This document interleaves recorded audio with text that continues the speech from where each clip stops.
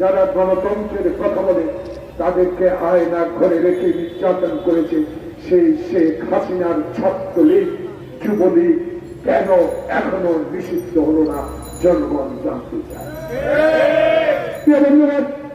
আমার বামে আমার পিছনে যারা দাঁড়িয়ে আছেন, 16 বছর তারা বাংলাদেশে নিজকে প্রতিষ্ঠা করার জন্য নাও।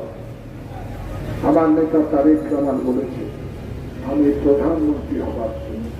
আমি চাই 16 বছর যারা বলেছে 2041 সাল পর্যন্ত শেখ হাসিনা ক্ষমতায় থাকবে, বিনা ভোটে, দিনের ভোট রাতে 2014 মতো বিনা প্রতিদ্বন্দ্বিতা 41 পর্যন্ত ক্ষমতায় থাকবে। আমার নেতা তাই বলেছে 2041 সাল পর্যন্ত এই আওয়ামী লীগ যদি ক্ষমতায় থাকতো বা থাকার ব্যবস্থা হতো, জনগণ বলা শুরু করেছে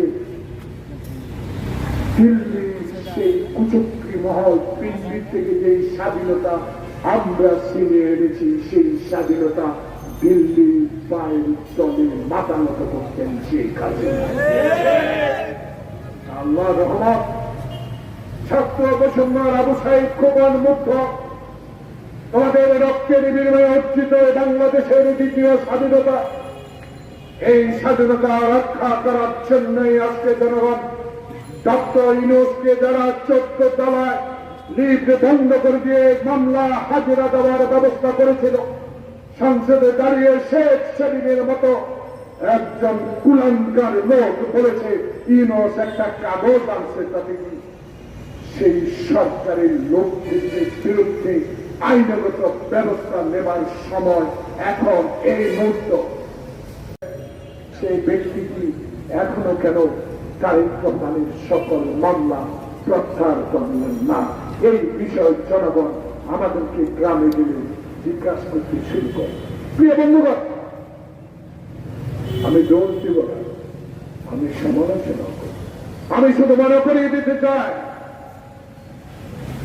আমি শুধু কথাগুলো স্মরণ করিয়ে দিতে চাই। আজকে যারা ডক্টর মোহাম্মদ ইউনূসকে সহযোগিতা করার জন্য তার পাশে উপদেষ্টা হিসেবে কাজ করছেন, তাদের কাছে আজ জনগণের আকুল আবেদন, এখনো কেন শেখ হাসিনার প্রেতাত্মারা সচিবালয়, এখনো কেন সারা বাংলাদেশে ইউএনরা হাসিনার মনোনীত ইউএনরা কেন কাজ করছেন? কত দুদিন সময় লাগে তাদেরকে সরাতে?